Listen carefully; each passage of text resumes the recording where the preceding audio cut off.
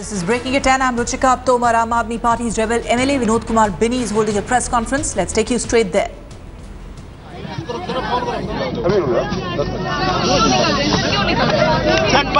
भाई मेरा अनुरोध है, पीछे कोई नहीं खड़ा होगा, मेरा अनुरोध है आप लोगों से। अरे यार चुप रहोगे तो नहीं देगा।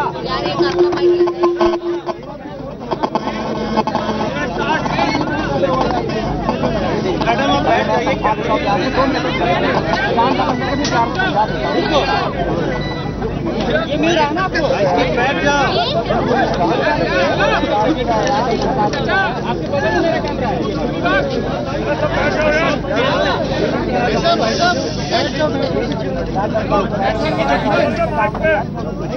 अरे दूरदर्शन का आइडिया रखो, दूरदर्शन वाली। चलिए roll roll. Okay okay ready, चलिए 1 2 3। हेलो हेलो, थोड़ी सी आवाज कम। हेलो हेलो हेलो हेलो, ठीक।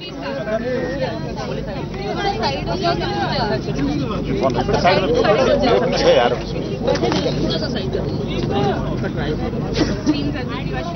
साथियों, पहले सबको बहुत बहुत नमस्कार।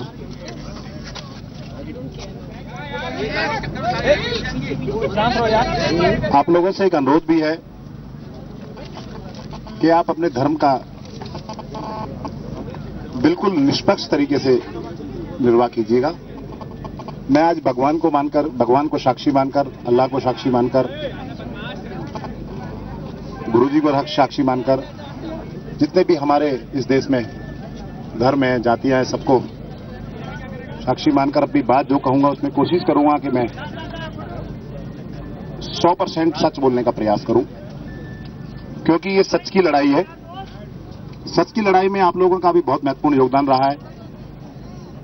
आज ये प्रेस कॉन्फ्रेंस इस देश के इतिहास के लिए, हम सब लोगों के लिए, एक आम आदमी के लिए बहुत महत्वपूर्ण प्रेस कॉन्फ्रेंस है।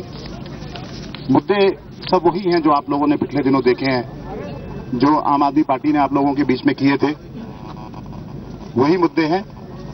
लेकिन उनमें क्या बदलाव आया, क्या हेरफेर हुआ है, क्या इफन बट हुआ है, क्या करनी और कथनी में फर्क आया है, वो आप लोगों के सामने मैं बताऊंगा। और उसके बाद पार्टी की कुछ पॉलिसीज जो पिछले दिनों मैंने देखी, पार्टी के अंदर की जो कार्यशैली है उसको देखा, वो आप सब लोगों के बीच में बताऊंगा। उसके बाद जितने सवाल आप लोगों के होंगे, पूरी ईमानदारी सच्चाई से प्रयास करूंगा कि उनका जवाब दे पाऊं आप लोगों को, क्योंकि 10 बजे का मैंने आपसे प्रॉमिस किया तो मैं बिल्कुल ठीक टाइम से आप लोगों के बीच में हूं। सबसे पहला सवाल है कि आम आदमी पार्टी बनी क्यों? आम आदमी पार्टी किसी को मुख्यमंत्री बनाने के लिए, किसी को एमएलए बनाने के लिए, किसी को एमपी बनाने के लिए नहीं बनी। आम आदमी पार्टी, देश की जनता ने पिछले 10-15 वर्षों में दिल्ली में भ्रष्टाचार, देश में भ्रष्टाचार, महिला उत्पीड़न और जितने भी तमाम मुद्दे थे, उन मुद्दों से परेशान होकर एक आंदोलन चला। उस आंदोलन से निकल के पार्टी बनी और उसमें अन्ना जी के आंदोलन का बहुत महत्वपूर्ण भूमिका रही इस देश में। आम आदमी ने इन्हीं कारणों से की वजह से दिल्ली में विधानसभा चुनाव में बहुत अच्छी बढ़त भी हासिल की, और दिल्ली सरकार ने बनने से पूर्व, सरकार बनते समय सरकार ने जो वादे किए थे, वे वादे लेकर सरकार की कथनी और करनी में फर्क आ गया। वो क्या फर्क है, वो आप लोगों के बीच में अभी मैं रखने जा रहा हूं। पहला मुद्दा है हमारा पानी का। चुनाव प्रचार के दौरान पार्टी ने और मैंने प्रत्येक मंच से 700 लीटर स्वच्छ पानी हर घर को मुफ्त पहुंचाने का वादा किया था।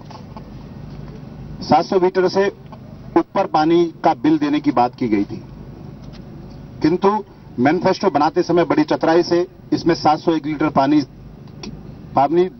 होते ही पूरे पैसे लेने की बात जोड़ दी गई। आप दिल्ली की जनता से एक बात पूछिएगा, जितने मंचों पे हमने बात कही, हमने ये बात कही कि 700 लीटर हर घर तक साफ स्वच्छ पानी पहुंचाया जाएगा और वो बिल्कुल मुफ्त होगा। और उसमें मैनिफेस्टो बनाते वक्त एक बहुत चतुराई से एक बात जोड़ दी गई कि 701 लीटर से जो ज्यादा पानी खर्च करेगा वो उसे पूरे पैसे देने होंगे। मैं बता दूं, मैनिफेस्टो मेरे ख्याल से 2% लोगों के पास भी नहीं पहुंच पाता है।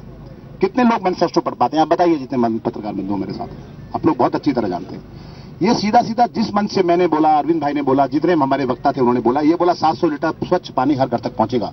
लेकिन बहुत चतुराई से बात जोड़ दी गई कि 701 लीटर जैसे ही होगा उस पर पूरा पानी उस आदमी को देना पड़ेगा। ये मैनिफेस्टो, ये दिल्ली की जनता के साथ कहीं ना कहीं शब्दों का खेल है। ये सबसे बड़ा धोखा है दिल्ली की जनता के साथ। दूसरी बात, दिल्ली में जब पिछले दिनों अरविंद भाई ने अनशन किया था पानी को लेके, बिजली को लेके, तो उस समय एक बात बहुत जोर शोर से कही दी गई थी कि दिल्ली में जो जितने भी पानी के नाजायज बिल आ रहे हैं उनको जनता देना बंद करे। और उसके समर्थन में 10,52,000 लोगों ने अपनी समर्थन की चिट्ठियां आम आदमी पार्टी के जहां अनशन स्थान पे सीमापुरी में हो रहा था वहां लोगों ने दी। और उनसे यह भी कहा गया कि जब ये सरकार बनेगी तो जितने भी पानी के बिल हैं आज तक, जब सरकार बनने तक, सारे बिल माफ कर दिए जाएंगे। लेकिन आज उन वादों का कोई नाम लेने वाला नहीं है। सरकार बनने के बाद बड़े बड़े लोग अपने सचिवालय और बड़े बड़े ऑफिस में बैठ गए हैं। उनके पास जनता को तो प्रयास भी किया तो जनता पहुंच नहीं पाती है। फेस करना पड़ता मेरे जैसे लोगों को, क्योंकि हम जनता के बीच में बैठने वाले रोड पे बैठने वाले लोग, तो ये फेस करने वाले ये हैं। और ये बड़ा धोखा है। 10,52,000 लोगों ने के साथ, ये परिवारों के साथ ये धोखा है कि उन्होंने ये प्रॉमिसेस किया था कि जब भी सरकार बनेगी आपके सारे बिजली के बिल माफ कर दी जाएंगे। आज लाखों लाखों रुपए के बिल लोगों के घरों में है, उस पर कोई पूछने वाला नहीं है, सुनने वाला नहीं है। इससे बड़ा दिल्ली की जनता के साथ क्या धोखा हो सकता है। दूसरी बात थी बिजली। बिजली में हमने सीधा सीधा हर मंच पे एक बात कही थी। मैंने भी कहा, अरविंद भाई ने भी कहा, जितने प्रवक्ता थे उन सब लोगों ने कहा कि बिजली के हम 50% दाम सीधे सीधे कम करेंगे।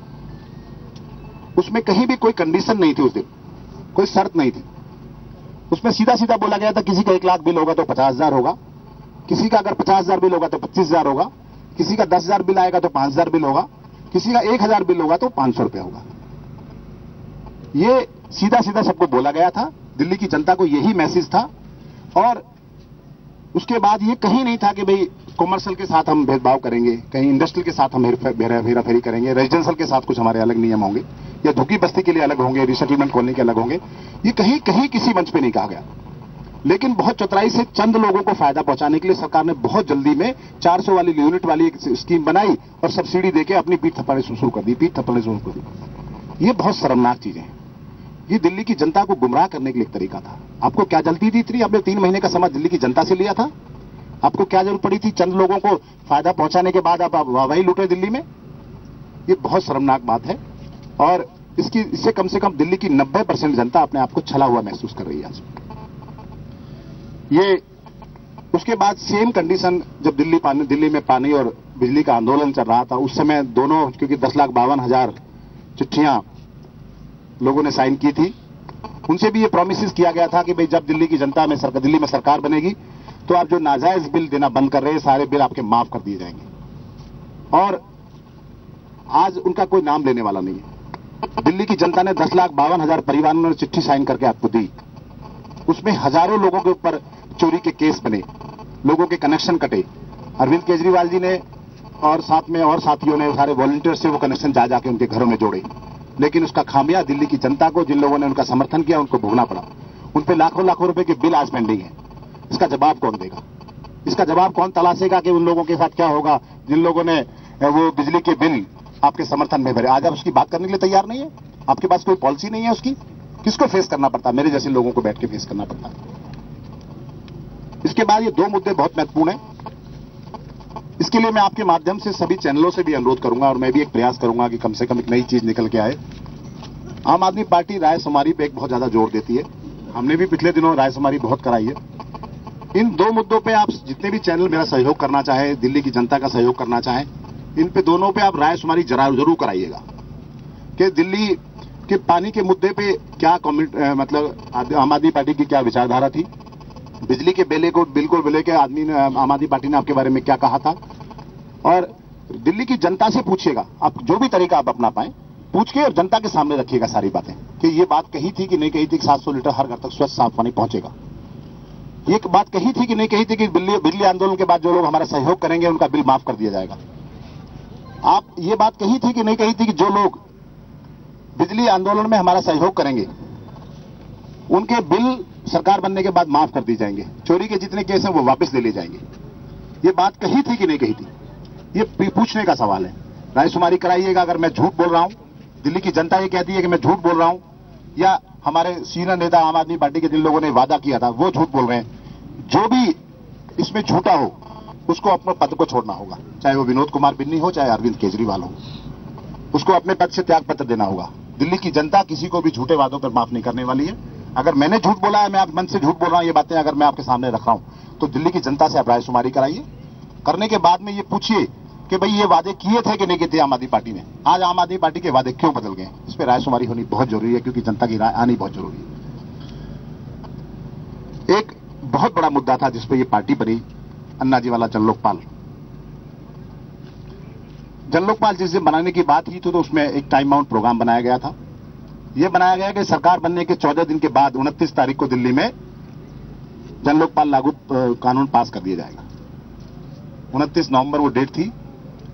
मैं मानता हूं कि सरकार 28 तारीख को बनी, उसके बाद ये 15 तारीख से पहले जो कल डेट गई है, क्योंकि कल आज 19 दिन हो गए हैं, आज तक उनके वादे के अनुसार ये कानून बन जाना चाहिए था। क्यों नहीं बना, इसके पीछे मंशा क्या है आपकी, ये जनता के सामने आपको स्पष्ट करना होगा।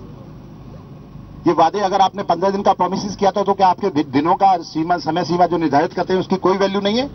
आप जनता को जो मर्जी स्टेटमेंट दे देते हैं। आप ये बोल देते हैं 15 दिन में हम करेंगे, तो 15 दिन कहां गए आपके? आपने तो डेट निश्चित की। डेट निश्चित करने के बाद भी हम मानते हैं, दिल्ली की जनता मानती है चलो भाई 15 दिन लेट सरकार बनी, 28 तारीख को सरकार बनी थी, तो आपको 10 तारीख से पहले 12 तारीख 11 तारीख में सब वो कानून बन जाना चाहिए था। अगर आप समय सीमा अपनी निर्धारित नहीं करेंगे, आपने अपने बोले हुए वाक्यों पर नहीं टिकेंगे, तो जनता आप पर विश्वास करना बंद कर देगी। अगर मैंने 10 बजे प्रेस कॉन्फ्रेंस करने की बात की थी, अगर मैं 10:05 पर भी आता तो मैं किसी कमेंट में मतलब अपनी बात को रखने में कहीं ना कहीं मुझे लगता है कि मैं नाइंसाफी कर रहा हूं। समय की बहुत बड़ी सीमा होती है, क्योंकि समय हमारे पास कितना 2 महीने है। मुझे लगता है कि इसमें कहीं ना कहीं यह भी मंशा झलकती है कि किसी तरह 2 महीने पास करना चाहते हैं, क्योंकि इन्होंने पानी पे बहुत जल्दी में एक डिसीजन दे दिया, बिजली पे बहुत जल्दी में डिसीजन दे दिया, चंद लोगों को फायदा पहुंचाने का कोशिश की, और ये उसी तरह 2 महीने किसी तरह गुजार के आचार संहिता लग जाए, लोकसभा चुनाव आ जाए, हम लोग सत्ता भोगें, ये इनकी मुझे लगता है अंदर से मंशा है कहीं ना कहीं। ये बहुत चिंता का विषय है, क्योंकि हमने अगर वादे किए हैं तो उनको पूरा करना चाहिए, उनमें हेराफेरी नहीं करनी चाहिए, धोखाधड़ी नहीं करनी चाहिए, दिल्ली के साथ जनता के साथ धोखा नहीं होना चाहिए। हम लोग अगर इस पार्टी से जुड़े तो हम किसी व्यक्ति विशेष के लिए नहीं जुड़े, हम किसी व्यक्ति विशेष से प्रेम करके नहीं जुड़े, हम विचारधारा के साथ जुड़े वाले लोग हैं। मैंने अपने जीवन का 10 साल, वो पॉलिटिकल जीवन के 10 साल उस समय इस पार्टी को देने शुरू किए जब इस पार्टी के पास कुछ नहीं था। मुझे बहुत दुख भी होता है कहते हुए कि ये लोग जब ये कहते हैं कि भाई मैं पद का लालची हूं, मुझे लोकसभा टिकट चाहिए, मुझे विधानसभा टिकट चाहिए, ये बहुत शर्मनाक बातें हैं। जिस दिन मैं आपकी पार्टी में आया था आपके पास देने के लिए था क्या? आप क्या दे सकते थे मुझे? सच बताऊं तो आपको मैंने दिया, एक दिल्ली जनता का चुना हुआ जनप्रतिनिधि दिया, पहला पार्षद के रूप में मैंने एक आदमी आपको दिया। मैंने आपको एक नाम दिया जिसको अरविंद भाई ने लगभग अगर 200 सभाएं अगर दिल्ली में की होंगी तो मेरी विचारधारा को लेकर जो मोहल्ला सभा कॉन्सेप्ट अरविंद भाई ने सब मंचों पे कहा, उसमें से 190 सभाओं में मेरा नाम लिया होगा। मेरे नाम को यूज किया है, मेरी जो कार्यशैली है उसको यूज करके दिल्ली की जनता को एक सपना दिखाया है।